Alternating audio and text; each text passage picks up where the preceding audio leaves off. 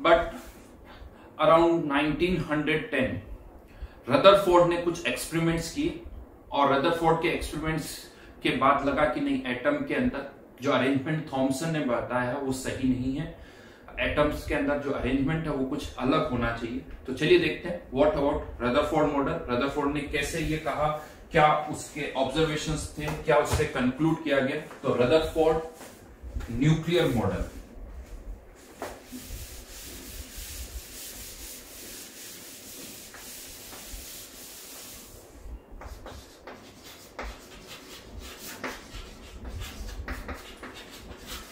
Nuclear atomic model.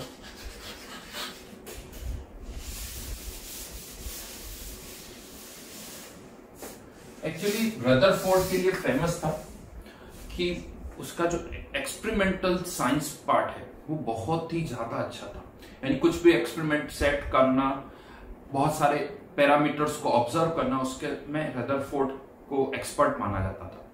तो Rutherford ने एक बार अपने पीएचडी स्टूडेंट्स को, गीगर नाम था उसका, पीएचडी स्टूडेंट था, उसको कहा कि काम करो, एक गोल्ड फॉइल लो, बहुत ही थिन गोल्ड फॉइल लो, और उस थिन गोल्ड फॉइल पर अल्फा पार्टिकल से अटैक करो और देखो कि जो अल्फा पार्टिकल्स है वो किस तरह से पास होते हैं, डिफ्लेक्ट होते हैं या नहीं होते। हाँ, बट जो गोल्ड फॉइल यूज की गई वो बहुत ही ज्यादा थिन थी, उसकी जो थिकनेस थी that is 100 nanometer, 100 nanometer, 1 nanometer यानी 10⁻⁹, तो नैनोमीटर 100 यानी 10⁻⁷ मीटर। तो बहुत ही थिन गोल्ड फॉइल को यूज किया और उस पर अल्फा पार्टिकल से अटैक किया।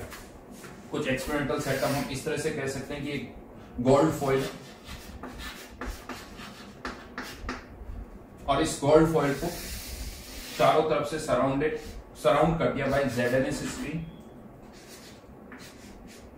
स्क्रीन, और यहां पर एक कोई अल्फा पार्टिकल का सोर्स रख दिया, source of alpha particle. Alpha particle का सोर्स कोई भी रेडियो एक्टिव सब्सटेंस हो सकता है, बिकॉज रेडियो एक्टिव सब्सटेंस जो है हमें पता है अल्फा पार्टिकल एमिट करते हैं, और ये जो अल्फा पार्टिकल यहां से एमिट हुए उनको गोल्ड फॉइल की ओर डायरेक्ट करते हैं 100 नैनोमीटर। ये जो अल्फा पार्टिकल्स है जो यहां से निकल रहे हैं ये गोल्ड फॉइल पर जाके स्ट्राइक करेंगे, गोल्ड फॉइल पर जाके स्ट्राइक करेंगे और ये ZNS स्क्रीन से फाइनली टकराएंगे। तो कहां पर ये टकरा रहे हैं ये हम ऑब्जर्व कर सकते हैं, क्योंकि जब ये ZNS स्क्रीन पर टकराएंगे अल्फा पार्टिकल तो वहां पर कुछ फ्लैश जनरेट होगा जिसे हम ऑब्जर्व कर सकते हैं। तो गीगर को ये कहा कि देखो कि जो अल्फा पार्टिकल्स है किस तरह से मूवमेंट होता है, कहां ये अल्फा पार्टिकल टकराते हैं, ये गीगर को कहा रदरफोर्ड ने। कह सकते हो गीगर ने एग्जैक्टली ऐसे ही किया। बहुत दिनों तक गीगर इसको ऑब्जर्व करता रहा, बट गीगर को कोई बहुत ऐसा स्ट्रेंज या अलग से रिजल्ट नहीं मिला। ठीक है, अल्फा पार्टिकल्स कुछ सीधे पास हो गए, कुछ थोड़े बहुत एंगल पर डिफ्लेक्ट हो गए। तो गीगर जो है रदरफोर्ड के पास वापस आया और कहा कि ठीक है, कोई नॉर्मल रिजल्ट है सभी। तो रदरफोर्ड को पता नहीं कुछ था कि अब कुछ तो मिलेगा यहाँ पर। तो रदरफोर्ड ने गीगर को ये कहा कि काम करो, जिस डायरेक्शन से अल्फा पार्टिकल्स जा रहे हैं उसी डायरेक्शन से वापस से ऑब्जर्व करो इस कि क्या यहां पर इस पर्टिकुलर पोर्शन में क्या कोई अल्फा पार्टिकल वापस रिफ्लेक्ट होके आता है या नहीं आता है। तो गीगर ने ऐसा ही किया, गीगर ने बहुत केयरफुली इसे ऑब्जर्व किया। तो गीगर ने नोटिस किया कि बहुत ही कम अल्फा पार्टिकल्स, यानी कहा जाता है 1 out of 20,000 alpha particles almost bounce back हो जाते हैं, यानी ऑलमोस्ट 180 डिग्री पर वो डिफ्लेक्ट हो गए। ये एक स्ट्रेंज रिजल्ट था, सरप्राइज था कह सकते हो। और इसी के बेसिस पर रदरफोर्ड ने अपना मॉडल दिया जिसे कहा जाता है न्यूक्लियर एटॉमिक मॉडल। तो पहले तो जो ऑब्जर्वेशन है वो मैं आपको लिखवाना चाहता हूं कि रदरफोर्ड मॉडल के क्या ऑब्जर्वेशन है वो हम यहां पर लिखेंगे। तो लिखिए observation of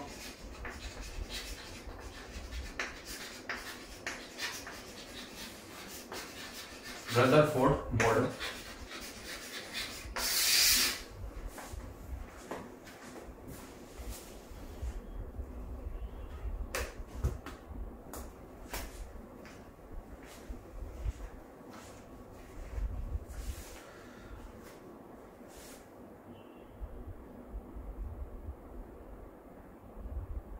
weight please.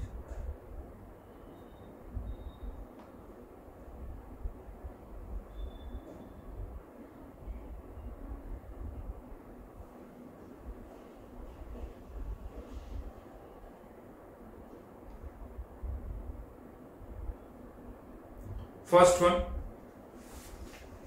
most of the alpha particles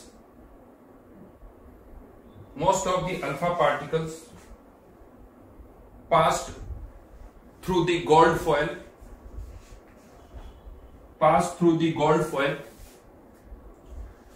undeflected, यानी ज्यादातर अल्फा पार्टिकल्स तो बिना डिफ्लेक्ट हुए पास हो गए straight.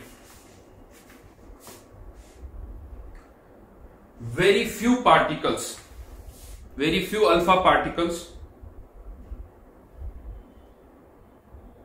was deflected by small angles,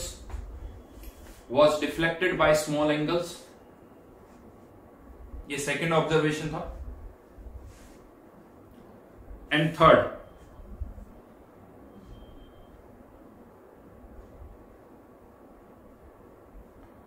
second में वेरी फ्यू की जगह केवल फ्यू लिख दीजिए, सेकंड जो पॉइंट था फ्यू पार्टिकल्स, और थर्ड में लिखिए very few alpha particles, third में लिखिए very few alpha particles, bracket में लिखिए 1 out of 20,000 bounced back, that is were deflected by nearly 180 degree.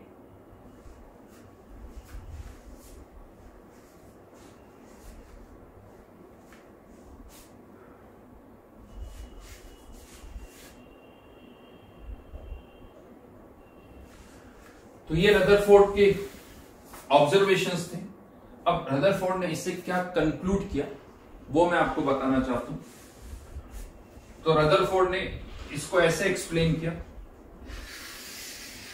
कि अगर एक अल्फा पार्टिकल, जिसे हम कहते हैं हीलियम +2 चार्ज है इसके ऊपर, अल्फा पार्टिकल और +2 चार्ज, अगर इसको वापस से थ्रो करना है, बाउंस बैक करना है, तो कोई हैवी पॉजिटिव चार्ज यहां पर होना चाहिए, बहुत ही हैवी कॉन्सेंट्रेटेड पॉजिटिव चार्ज होना चाहिए, जिसका मास भी ज्यादा होना चाहिए, ताकि वो इस अल्फा पार्टिकल को अच्छे खासा रिपेल करेगा, जिसके कारण ये बाउंस बैक हो सकता है। हाँ, लेकिन बहुत ही कम अल्फा पार्टिकल्स सिंस 180 डिग्री से डिफ्लेक्ट हो रहे हैं, इसका मतलब ये जो न्यूक्लियस है आगे चल के जिसे हम न्यूक्लियस कहेंगे, इसकी साइज बहुत छोटी होनी चाहिए, इसकी साइज बहुत छोटी होनी चाहिए। तो अगर alpha particle since bounce back कर रहे हैं, अगर वो बाउंस बैक कर रहे हैं, तो यहां पर कोई पॉजिटिवली चार्ज होना चाहिए, कॉन्सेंट्रेटेड होना चाहिए, जिसका मास ज्यादा होना चाहिए, ताकि वो अल्फा पार्टिकल को रिपेल कर सके। सेकंड थिंग, ज्यादातर अल्फा पार्टिकल्स बिना डिफ्लेक्ट हुए पास हो गए। ज्यादातर अल्फा पार्टिकल्स अगर बिना डिफ्लेक्ट हुए पास हो गए, इसका मतलब एटम का मोस्ट ऑफ द पार्ट जो है वो एम्प्टी होना चाहिए, वो खाली होना चाहिए। और कुछ पार्टिकल्स कुछ एंगल से डिफ्लेक्ट हो गए, तो उसका लॉजिक है कि जो अल्फा पार्टिकल इस न्यूक्लियस के पास में जा रहे थे, वो कुछ एंगल से डिफ्लेक्ट हो गए, इस तरह से वो पर्टिकुलर कुछ एंगल से डिफ्लेक्ट हो गए, और जो अल्फा पार्टिकल डायरेक्ट इस न्यूक्लियस की ओर जा रहा था, वो 180 डिग्री से डिफ्लेक्ट हो गया। तो इस तरह से रदरफोर्ड ने जो रिजल्ट्स ऑब्जर्व किए थे उसको एक्सप्लेन किया कि हाँ, अगर हमें इन रिजल्ट्स को एक्सप्लेन करना है तो एटम के अंदर हमें ये मानना होगा कि एक छोटा सा पार्ट होता है जिसको लेटर ऑन न्यूक्लियस कहा गया, और उसमें पॉजिटिव चार्ज होना चाहिए। जबकि थॉमसन ने क्या कहा था कि जो पॉजिटिव चार्ज है वो पूरा डिस्ट्रीब्यूटेड होगा। अगर पॉजिटिव चार्ज पूरा डिस्ट्रीब्यूटेड है तो फिर ये जो अल्फा पार्टिकल्स है वो डिफ्लेक्ट 180 डिग्री से वो डिफ्लेक्ट नहीं करने चाहिए, ठीक है। और ज्यादातर अल्फा पार्टिकल्स बिना किसी डिफ्लेक्शन के पास हो गए, इसका मतलब most of the part atom का जो है वो एम्प्टी होना चाहिए। तो इसी को पॉइंट्स में लिख लेते हैं, कंक्लूजन्स। देखिए सब बहुत सिंपल सा लग रहा है आज की डेट में, मैं आपको बताऊं, क्योंकि ऑलरेडी हमें पता कि एटम के अंदर न्यूक्लियस होता है, सब होता है। यही बातें उस टाइम पर बहुत मुश्किल थी, इतना आसान नहीं था जब किसी को कुछ आइडिया नहीं है। मैं आपको एक बता दूं, जनरल स्टोरी बता दूं 1906 में रदरफोर्ड मॉडल आया था 1911 के आसपास। 1906 में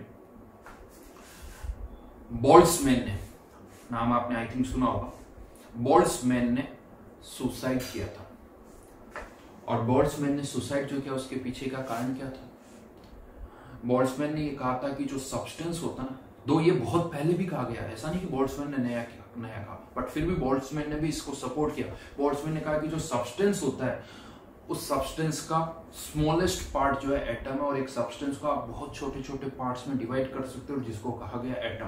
तो जब बोल्ट्जमैन ने ये बात कही तो बहुत सारे कह सकते हो रिलीजियस पर्सन्स ने इस बात को एंटी रिलीजियस माना और ये कहा कि जो सब्सटेंस गॉड का इतना अच्छा क्रिएचर है उसको हम छोटे छोटे पार्ट्स में कैसे तोड़ सकते हैं? नहीं तोड़ सकते। तो उसको एंटी रिलीजियस माना गया। एक्चुअली ये सब 1900 यानी starting of the 19th century में अच्छी खासी रिसर्च होने लगी। उसका कारण ये था कि 19th सेंचुरी में सामानों को ट्रांसफर करने के लिए शिप्स का यूज किया जाता है। शिप्स के जो शिप्स थी उसमें स्टीम इंजन्स यूज किए जाते थे।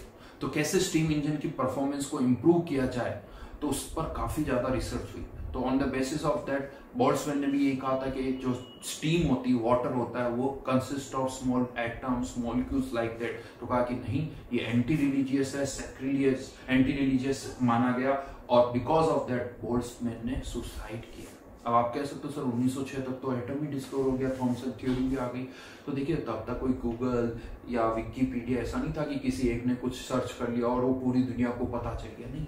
और एक्सेप्टेंस आने में बहुत टाइम लगता है। किसी चीज को किसी ने बताया, डिस्कवर किया, लेकिन ऐसा नहीं कि आज मैंने बताया और सबने मान लिया। तो वो एक्सेप्टेंस आने में बहुत टाइम लगता है। तो इवन 19th सेंचुरी की स्टार्टिंग में भी, जब तक आप कह सकते हो इवन इलेक्ट्रॉन भी कुछ लोगों ने डिस्कवर कर लिए थे, तब भी ये एक्सेप्टेंस नहीं थी कि हाँ एटम एग्जिस्ट करता है। तो तब तक आप सोचो ये सब कुछ कहना बहुत मुश्किल था। तो चलिए कंक्लूजन्स की बात करते हैं।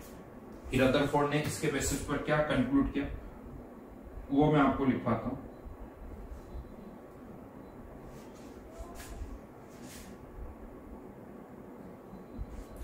First conclusion, most of the space in the atom is empty.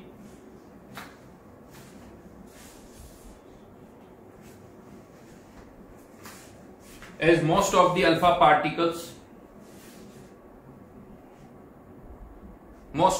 particles passed undeflected through the gold foil.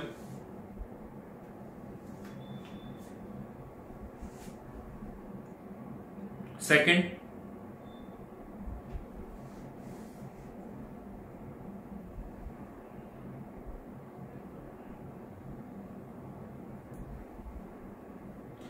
a very few alpha particles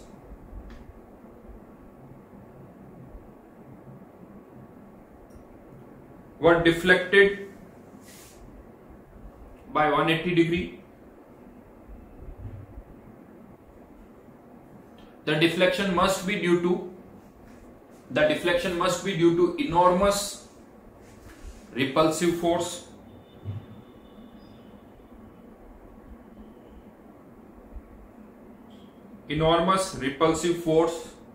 Showing that the positive charge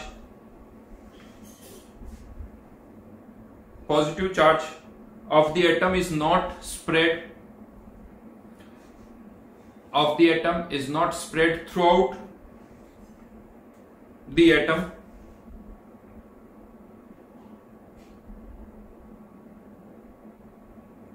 as stated by Thomson.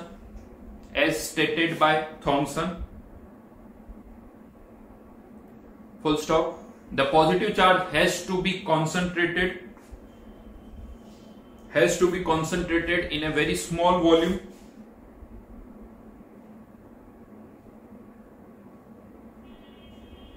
that repelled and deflected the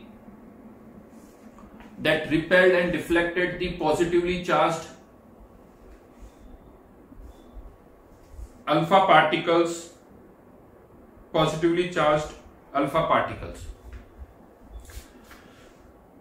third conclusion, even Rutherford ने और भी बहुत सारे experiments किए इसी में आगे continuity में, बट उसमें अभी बहुत ज्यादा फिजिक्स और मैथ्स इन्वॉल्व है, तो जस्ट उसका कंक्लूजन हम यहाँ पे लिखेंगे। इवन रदरफोर्ड ने कुछ एक्सपेरिमेंट्स किए और उससे ये भी कंक्लूड किया कि जो एटम होता है, एटम की जो रेडियस होती है वो 10⁻⁻10 मीटर के रेंज में होती है, जबकि जो न्यूक्लियस होता है उसकी रेडियस 10⁻⁻15 मीटर की होती है। यानी एटम में एक न्यूक्लियस की जो साइज है वो बहुत ही कम है, ये बहुत ही कम है, 10⁻⁻15 मीटर। इसको ऐसे कहा जाता है कि अगर एक बॉल, जो हम क्रिकेट बॉल की बात करते हैं, उसको हम मान लें कि वो न्यूक्लियस है, तो जो एटम का डायमीटर होगा, एटम की रेडियस जो होगी, एटम की रेडियस वो अराउंड 5 किलोमीटर की होगी। यानी इतना बड़ा एटम होगा, उसके अंदर न्यूक्लियस जो है बहुत ही छोटा है। दोनों की रेडियस का रेशियो आप कह सकते हो 10⁻5। किस तरह से ले रहे हो उस पर डिपेंड करता है। तो एटम जो के अंदर न्यूक्लियस की जो साइज है वो बहुत कम होती है। तो ये भी रदरफोर्ड ने कुछ कैलकुलेशन के थ्रू फाइंड आउट किया गया, वो एक्सपेरिमेंट्स की हम बात नहीं कर रहे हैं। Note down the result.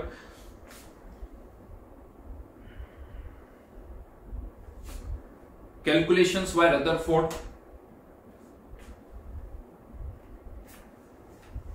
suggested that radius of the atom is about 10⁻⁻10 meter, while that of nucleus is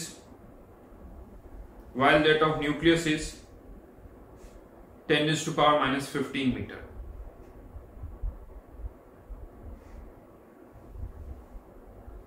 तो ये रदरफोर्ड के कंक्लूजन्स थे।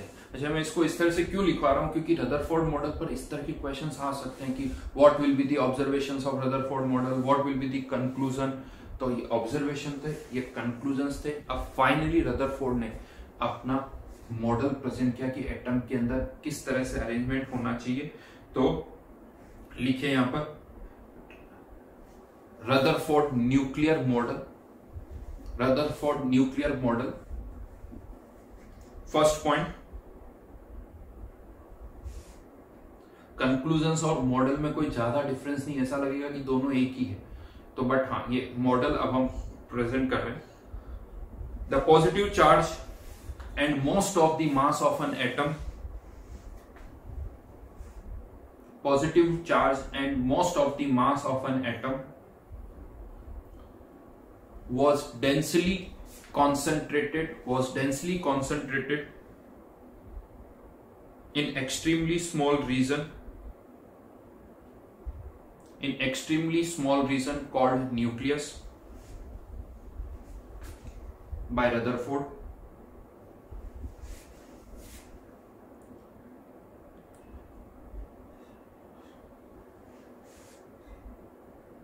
Second point, the nucleus is surrounded by electrons.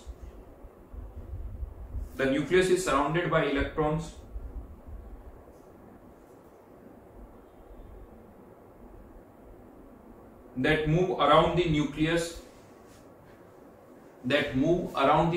with very high speed in circular paths called orbits.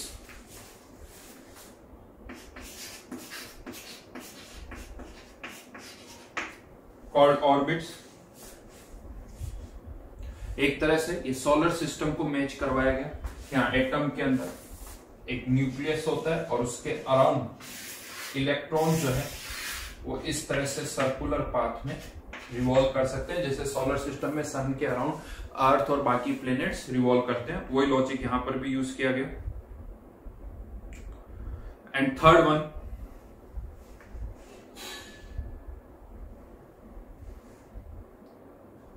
electrons and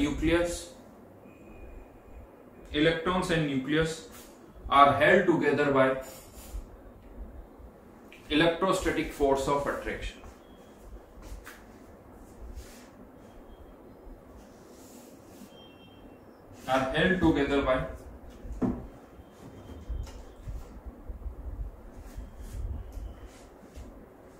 electrostatic force of attraction, जैसे सन और अर्थ के बीच में हम कहते हैं ग्रेविटेशनल फोर्स ऑफ अट्रैक्शन है, उसी तरह से रदरफोर्ड ने कहा कि इस पर पॉजिटिव चार्ज है, यहाँ पर नेगेटिव चार्ज है, तो इन दोनों के बीच में एक इलेक्ट्रोस्टैटिक फोर्स लगेगा जिसके कारण इलेक्ट्रॉन और न्यूक्लियस एक दूसरे से बाउंड रहेंगे।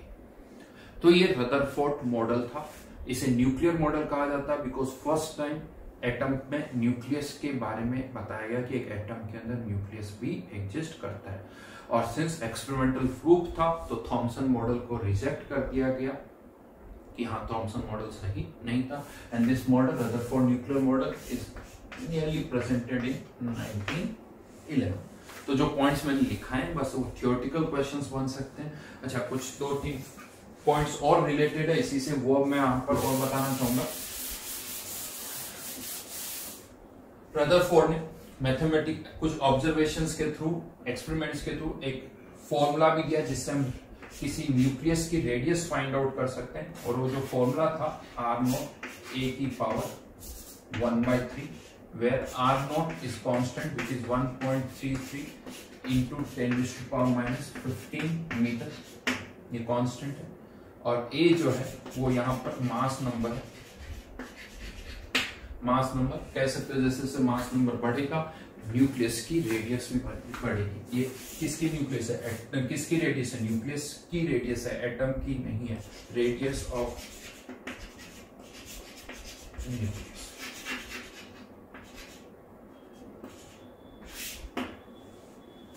ठीक है, तो ये फॉर्मूला है, याद रखना है। Then there is one more term, distance of closest approach. Distance of closest approach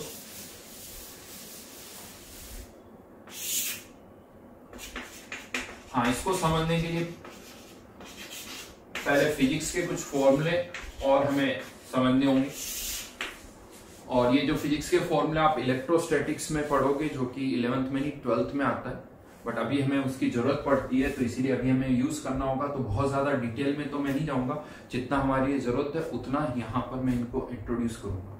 यही यहाँ पर एटॉमिक स्ट्रक्चर में पूरे चैप्टर में आप कह सकते हो कि कुछ पॉइंट्स है जहां पर हमें प्रॉब्लम होती है, बिकॉज वहां पर अच्छी खासी फिजिक्स इन्वॉल्व होती है, और वो जो फिजिक्स इन्वॉल्व होती है वो आप 12th में भी पढ़ते हो, मोस्ट ऑफ द पार्ट और 12th में पढ़ते हो। इसीलिए फिजिक्स में भी आपको एटॉमिक स्ट्रक्चर पढ़ाया जाता है, लेकिन फिजिक्स में एटॉमिक स्ट्रक्चर आप सबसे लास्ट में पढ़ते हो ताकि तब तक सारे बेसिक्स जो है वो कवर हो जाए। लेकिन केमिस्ट्री में हमें अभी इसकी जरूरत भी पड़ती है, बहुत सारे chapters, chemical bonding, periodic properties, इनको समझने में इनकी जरूरत पड़ती, तो हमें यहाँ पर पहले उसको एलिमेंट्री लेवल पर तो इंट्रोड्यूस करना ही होगा ताकि हम उन सबको समझ सकें।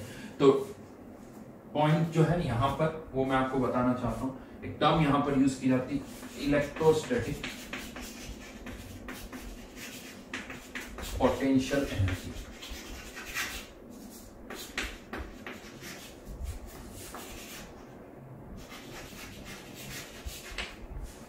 क्या होती वो हमें देखना, तो उससे पहले एक और टर्म मैं यहां पर लिख रहा हूं, इलेक्ट्रोस्टैटिक फोर्स का फॉर्मूला कूलॉम्स लॉ से आता है। इलेक्ट्रोस्टैटिक फोर्स, अगर दो चार्ज पार्टिकल है जिन पर Q1 और Q2 चार्ज है और वो एक दूसरे से अगर r डिस्टेंस पर रखे हुए हैं, तो उन दोनों चार्ज पार्टिकल के बीच में इतना फोर्स लगेगा कि Q1 Q2 अपॉन r²।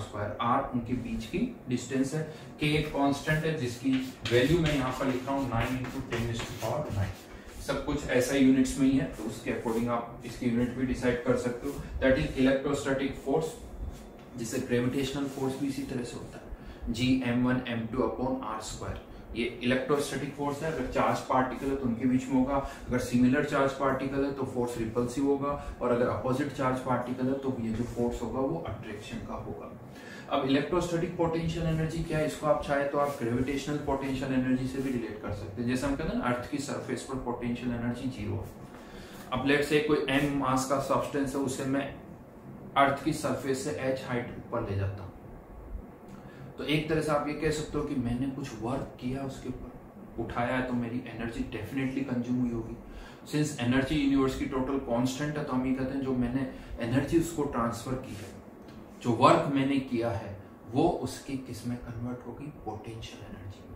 तो अगर h हाइट ऊपर उठाए तो हमें पता है उसकी पोटेंशियल एनर्जी कितनी होती है, mgh। तो आप ये भी कह सकते हो कि जो वर्क मैंने किया है, जो एनर्जी मैंने दी है, दैट इक्वल्स टू mgh।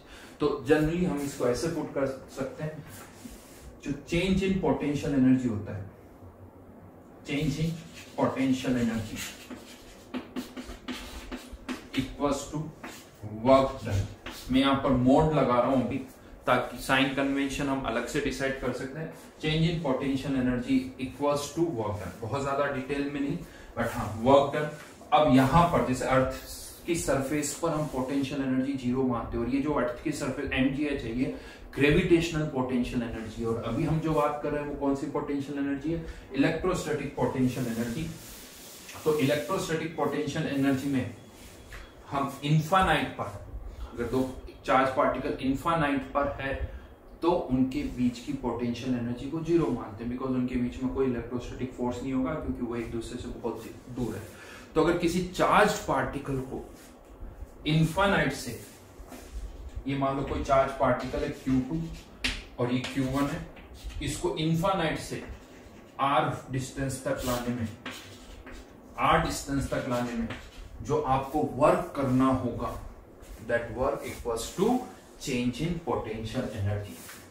अब वर्क कितना करना होगा, तो वर्क का फॉर्मूला मैंने मोड लगा दिया, इसलिए माइनस साइन ही लगा रहा हूं, इसीलिए बहुत ज्यादा फिजिक्स नहीं, हाँ समथिंग लाइक दैट आप जो यूज करते हो फिजिक्स में, f डॉट dx समथिंग कुछ।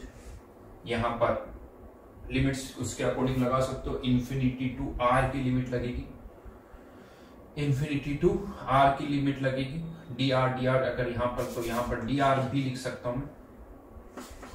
तो k q1 यहाँ पर भी मेरा मोड है, तो इसीलिए साइन का कोई इश्यू नहीं है। वैसे अगर आप फिजिक्स में देखते हो तो साइन भी आता है q2 upon r square into dr। और ये जो वर्क डन है equals to change in potential energy. तो potential energy at r distance minus potential energy at infinite distance, और इसको फाइनली अगर आप इंटीग्रेट करोगे तो k q1 q2 upon r। फिर से कहूंगा इंटीग्रेशन में यहां पर लिमिट्स भी लगा दी, इन्फिनिटी से आप माइनस साइन प्लस माइनस को भूल जाओ, वो मैं अलग से आपको बता दूंगा कि प्लस आएगा या माइनस आएगा, इंटीग्रेशन वाले प्लस माइनस को भी भूल जाओ। ये चेंज इन पोटेंशियल एनर्जी है। लॉजिक बड़ा सिंपल सा है, अगर दोनों पॉजिटिव चार्ज पार्टिकल है और अगर आप किसी और चार्ज पार्टिकल को इन्फाइनाइट से r डिस्टेंस तक लेके आ रहे हो, तो पॉजिटिव चार्ज पार्टिकल तो एक दूसरे को रिपेल करेंगे तो आपको उसे पास में लाने में एनर्जी देनी पड़ेगी, वर्क करना पड़ेगा, यानी आपको एनर्जी देनी पड़ेगी, तो पोटेंशियल एनर्जी बढ़ेगी। तो अगर ये दोनों सिमिलर चार्ज पार्टिकल है तो ये वैल्यू प्लस होगी, और है इसका उल्टा अपोजिट चार्ज पार्टिकल है तो ये वैल्यू माइनस होगी। तो इस लॉजिक से आप साइन डिसाइड कर सकते हो कि चार्ज पॉजिटिव साइन जो होगा वो प्लस होगा या माइनस होगा, वो हम फाइंड आउट कर सकते हैं। तो बी केयरफुल, जो मैंने कहा आपसे कि Q1 Q2 अपॉन R वो चार्ज के बेसिस पर आप डिसाइड करोगे पॉजिटिव सिमिलर चार्ज है या अपोजिट चार्ज पार्टिकल है। हाँ, ये फॉर्मूला हो गया पोटेंशियल एनर्जी का, और यहाँ पर हम इनफाइनाइट पर पोटेंशियल एनर्जी को क्या मान लेते हैं, 0। तो किसी r डिस्टेंस पर पोटेंशियल एनर्जी जो होगी इसका फॉर्मूला k Q1 Q2 और r। ठीक है, अब इसका रदरफोर्ड मॉडल से क्या कनेक्शन है वो हमें देखना है कि इसका रदरफोर्ड मॉडल से क्या कनेक्शन होगा।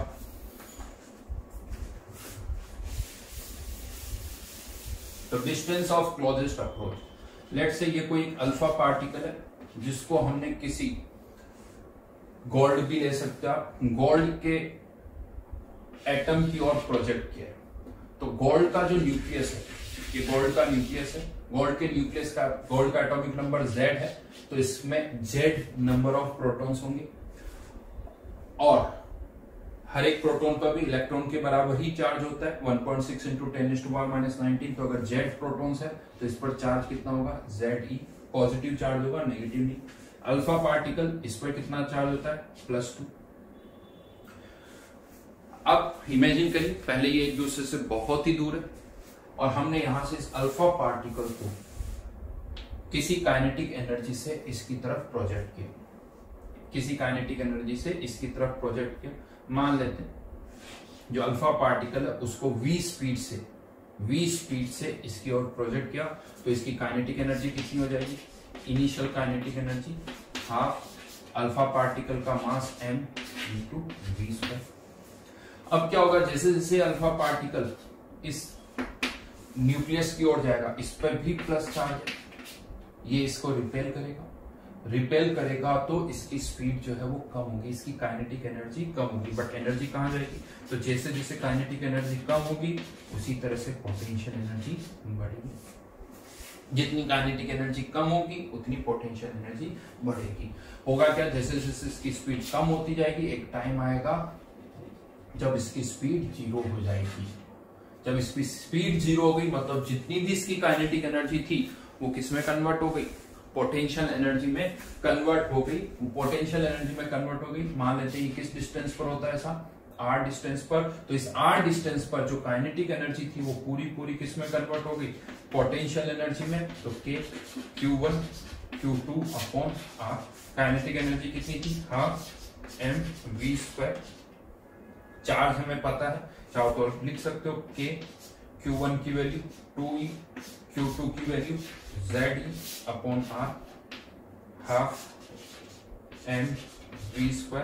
n पता होगा, v पता होगा, बाकी सारे पैरामीटर्स पता है। यहां से आप क्या फाइंड आउट कर सकते हो, r, जिसे हम कहते हैं डिस्टेंस ऑफ क्लोजेस्ट अप्रोच, क्योंकि यहां आने पर इसकी स्पीड 0 हो गई, अभी भी इस पर रिपल्सिव फोर्स लग रहा है, तो वापस ये इस डिस्टेंस से रिवर्ट कर जाएगा, इस डिस्टेंस से वो रिवर्ट कर जाएगा।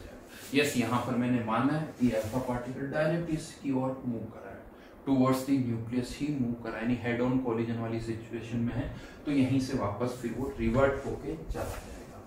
तो ये सिंपल सा एक केस है, ऐसा नहीं कि सर किसी एंगल पर हो तो यहाँ से ऐसे भी जा सकता है, वो वाले केसेस हम डिस्कस नहीं कर रहे। तो ये डिस्टेंस ऑफ क्लोजेस्ट अप्रोच है जो कि अल्फा पार्टिकल की हो सकती है। और मैं आपको बता दूं, इसी तरह से इन्हीं कैलकुलेशंस के थ्रू रदरफोर्ड ने एटम और न्यूक्लियस की साइज को फाइंड आउट किया था।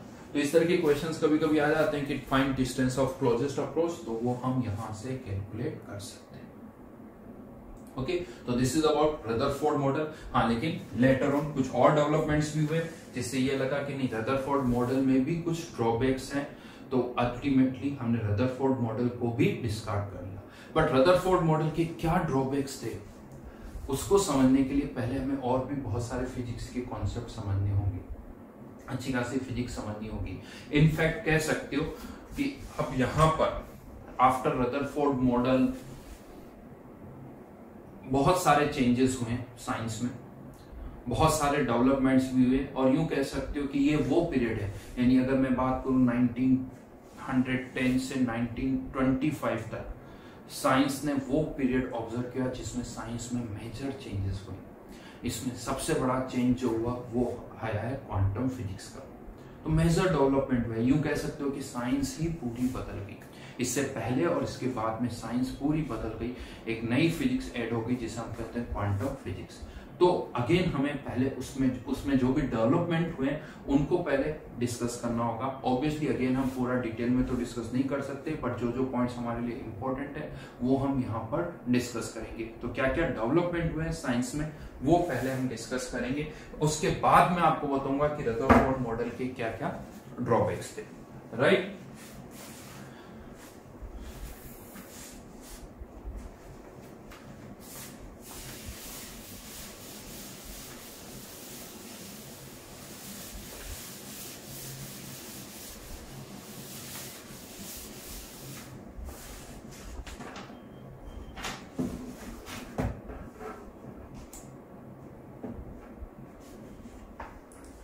चलिए कुछ पॉइंट्स हैं जो हम पहले समझ बात करते हैं। वेव्स,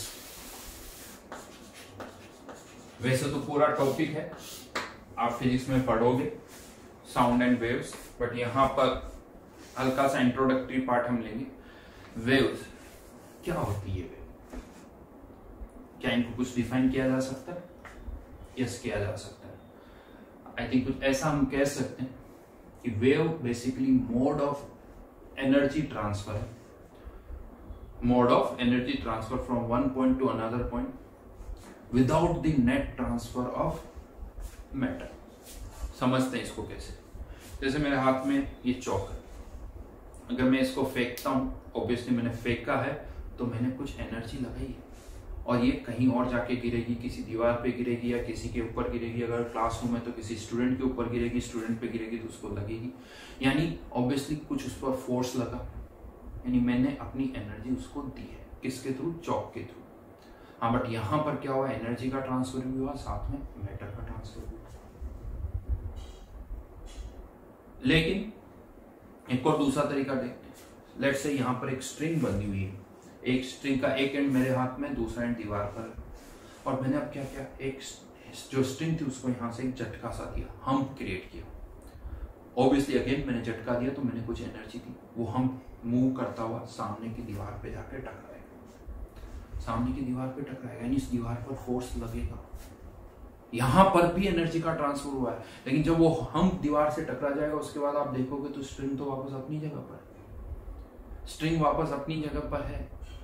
स्ट्रिंग में जितने भी एटम्स है वो सब अपनी जगह पर है, लेकिन एनर्जी का ट्रांसफर हुआ है, क्योंकि क्या जनरेट हुई? एक वेव जनरेट हुई, एक वेव जनरेट हुई।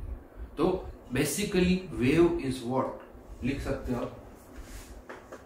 Mode of energy transfer, mode of energy transfer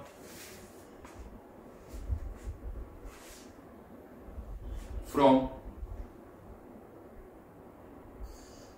one point to another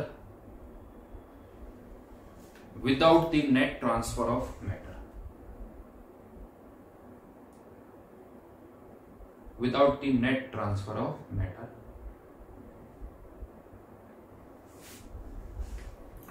हाँ, लेकिन अब ये जो वेव्स है वो बहुत अलग अलग तरह की होती है, बहुत सारी कैटेगरीज में हम इनको डिवाइड कर सकते हैं। हाँ, बट बेसिकली अगर हम बात करें तो there are two types of wave, transverse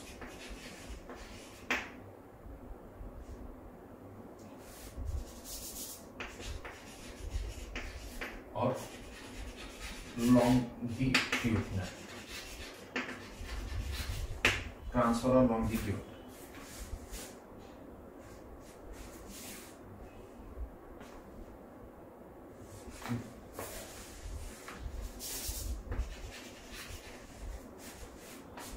ठीक है, ट्रांसवर्स मोस्टली जो वेव्स हम देखते हैं वो ज्यादातर ट्रांसवर्स ही वेव्स होती है, जैसे आप कह सकते हो स्ट्रिंग वेव, स्ट्रिंग में डेवलप करते हैं।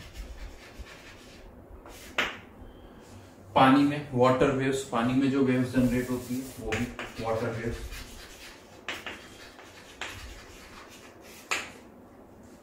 इवन जो लाइट है वो भी एक तरह की ट्रांसवर्स वेव ही है, लाइट भी आप कह सकते हो।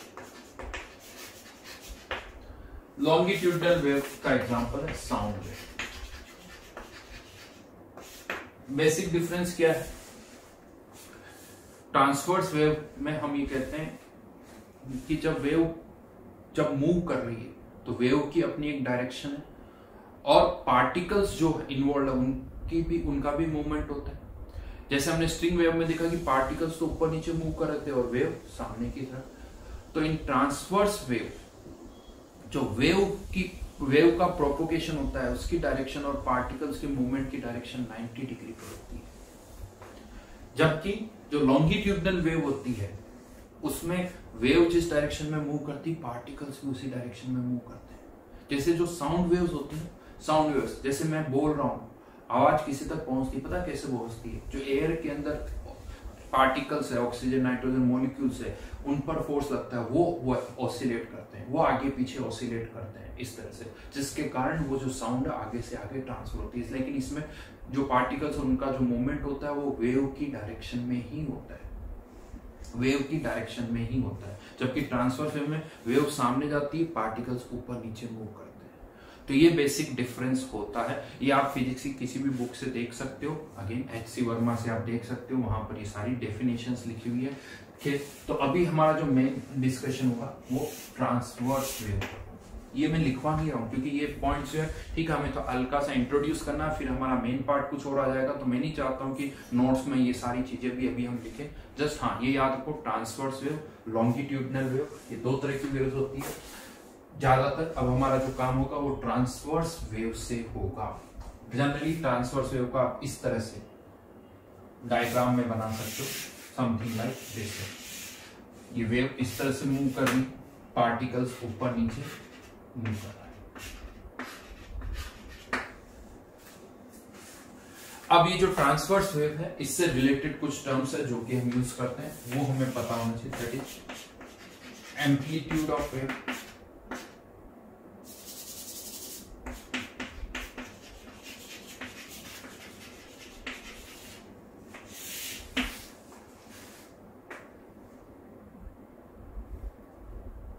Amplitude of wave.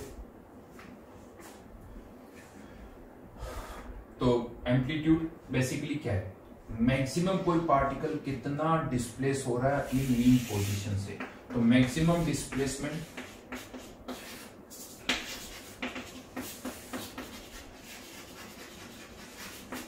From mean position,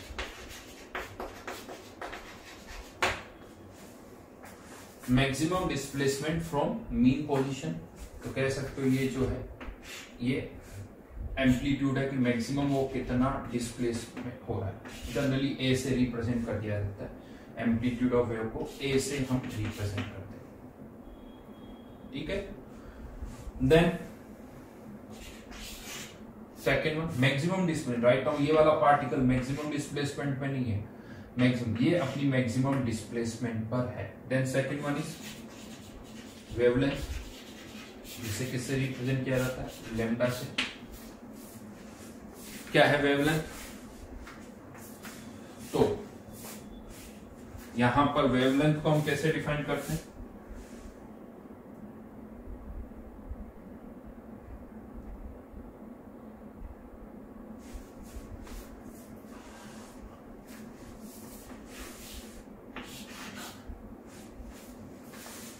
वापस मैं डायग्राम बना देता हूं।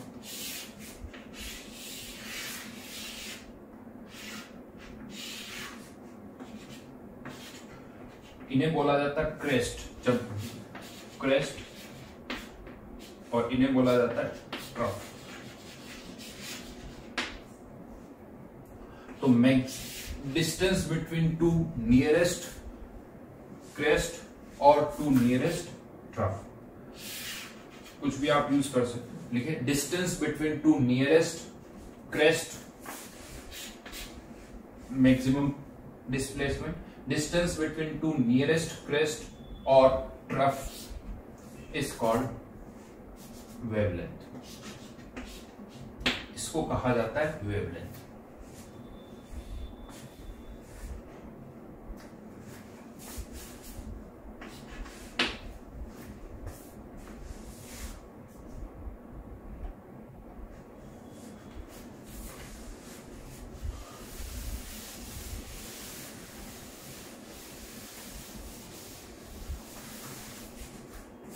Then third one is frequency,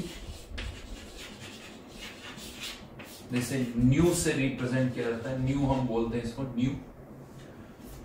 frequency क्या होती है, अब आप इसे यूं सोचिए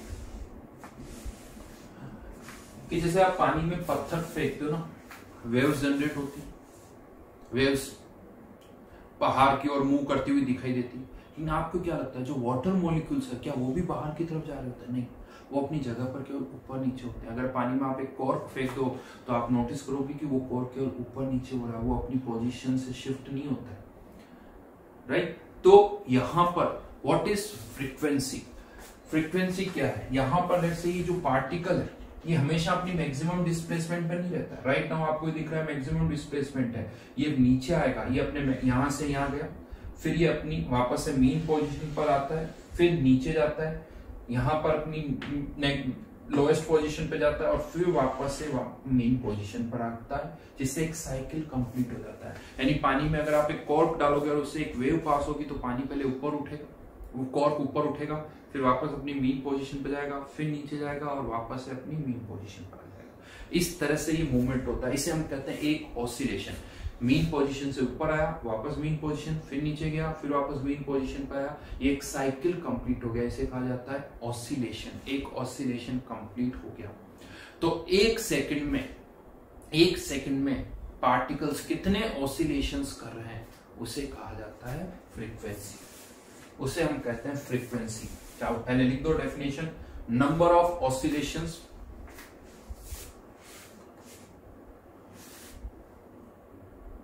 made by a particle in 1 second.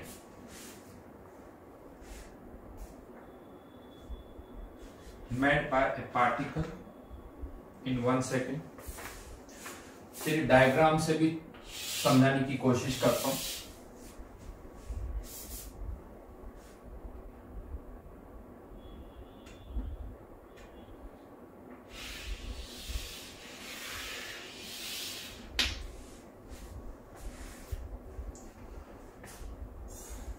ये एक वेव है राइट नाउ, ये पार्टिकल अपने मैक्सिमम डिस्प्लेसमेंट पर है और ये मिनिमम पर है।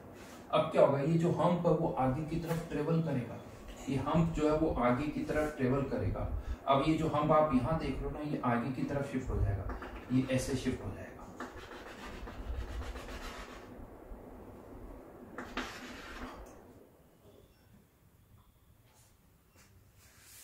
Okay, something like this.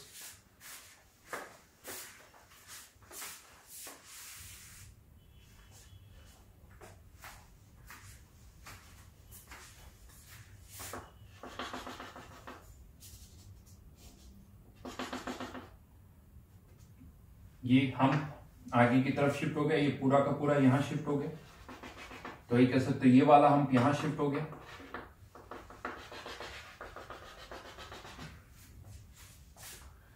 फिर फर्दर चलिए और बनाने की कोशिश करते हैं। फिर एक और शिफ्टिंग होगी, ये यहां पर आ गया,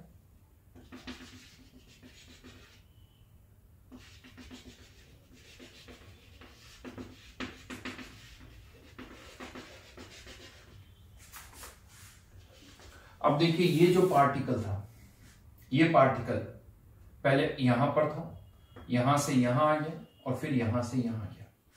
यानी ऑब्वियसली इनिशियली पहले ऊपर गया होगा, फिर वापस मेन पोजीशन पर आया, मेन से वापस यहां आ गया। ये डिफरेंस। या आप इस पार्टिकल की बात करो तो ये पार्टिकल पहले यहां पर था, व्हाइट लाइन, येलो लाइन ऊपर गया, फिर वापस ब्लू लाइन नीचे आ गया। अब ये वापस अपने नीचे की तरफ जाएगा। इसका आधा ऑसिलेशन कंप्लीट हो गया, आधा ऑसिलेशन कंप्लीट हो चुका है। ये कोई भी आप पार्टिकल आप देखो तो ये यहां से यहां गया, वापस इस तरह से आ गया, अब ये नीचे जाएगा फिर ऊपर आएगा। इवन आप ये भी कह सकते हो, अगर एक वेव लेमडा बाई 2, अभी इस वेव ने केवल कितनी डिस्टेंस ट्रेवल की है, लेमडा बाई 2, ये हम उठ के पूरा यहां आ गया, ये हम उठ के फाइनली यहां सुपर इंपोज कर जाएगा, तो कितनी डिस्टेंस ट्रेवल होगी, लेमडा। तो राइट नाउ कितनी डिस्टेंस ट्रेवल हुई, लेमडा बाई 2, वापस से लेमडा बाई 2 डिस्टेंस ट्रेवल होगी, तो टोटल लेमडा डिस्टेंस ट्रेवल होने पर एक पार्टिकल का एक ऑसिलेशन पूरा कंप्लीट हो जाता है। एक ऑसिलेशन पूरा कंप्लीट हो जाता है। तो अगर किसी वेव की स्पीड है v, तो एक सेकंड में वो कितनी डिस्टेंस ट्रेवल करेगी, v। एक सेकंड में वो कितनी डिस्टेंस ट्रेवल करेगी, v। और लेमडा डिस्टेंस ट्रेवल करने पर एक ऑसिलेशन कंप्लीट हो रहा है, लेमडा डिस्टेंस ट्रेवल करने पर एक ऑसिलेशन कंप्लीट हो रहा है, तो v डिस्टेंस ट्रेवल करने पे कितने ऑसिलेशंस होंगे, तो v डिवाइडेड बाय लेमडा, ये इतने ऑसिलेशंस होंगे। और इसी को हम क्या कहते हैं, फ्रीक्वेंसी। और यही अगर लाइट है तो लाइट की स्पीड कितनी होती है, c, तो c बाय लेमडा 4 लाइट की स्पीड को हम c से रिप्रेजेंट करते हैं, c divided by lambda, that is frequency. समझ में आया? लेमडा डिस्टेंस ट्रेवल करने पर एक ऑसिलेशन कंप्लीट हो जाएगा, फिर लेमडा पर एक, फिर लेमडा पर एक, फिर लेमडा पर एक, तो टोटल v डिस्टेंस ट्रेवल करने पर कितने ऑसिलेशंस होंगे, तो v डिवाइडेड बाय लेमडा, इतने ऑसिलेशंस होंगे। और v डिस्टेंस कितने सेकंड में ट्रेवल कर रहे हैं, 1 सेकंड में, तो v बाय लेमडा ऑसिलेशंस भी कितने सेकंड्स में हो रहे हैं, 1 सेकंड में। और 1 सेकंड में जितने ऑसिलेशंस होंगे वही क्या है, फ्रीक्वेंसी। तो यहां पर फ्रीक्वेंसी का एक फॉर्मूला आ गया। यहाँ फ्रीक्वेंसी को हमने वेवलेंथ से रिलेट कर दिया। यस, वेवलेंथ ज्यादा है तो फ्रीक्वेंसी कम है, फ्रीक्वेंसी ज्यादा है तो वेवलेंथ कम।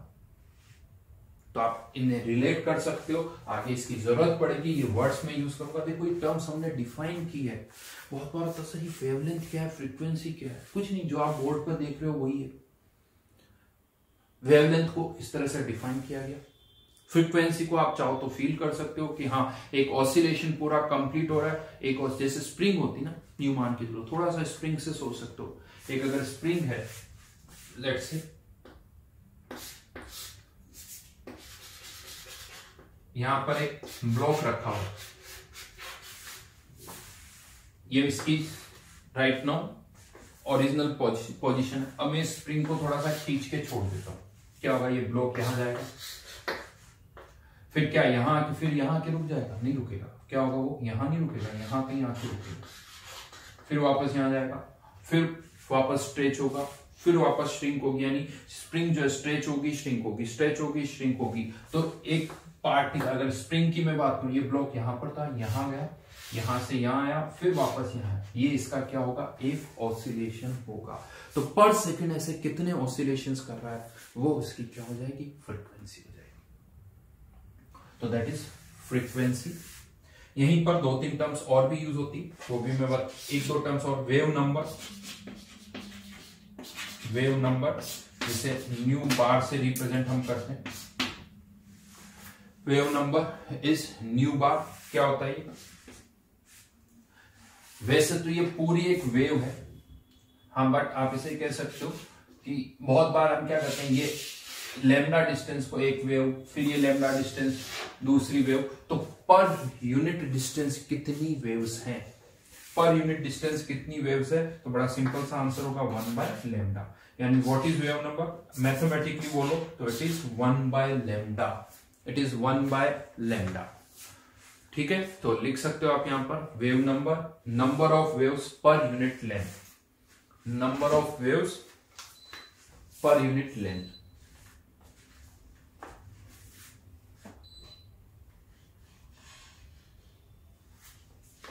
ठीक है, तो आई थिंक ये टर्मिनोलॉजीज है जो मैंने आपको यहां पर बताई। इससे आगे हम और कुछ पढ़ेंगे। आप पढ़ना चाहते हो ये सारा पार्ट तो केमिस्ट्री की बुक्स में नहीं मिलेगा, फिजिक्स में एससी वर्मा से आप इंट्रोडक्टरी लेवल पर आप पढ़ सकते हो। ओके, तो नेक्स्ट क्लास में हम इससे आगे स्टार्ट करेंगे। Thank you.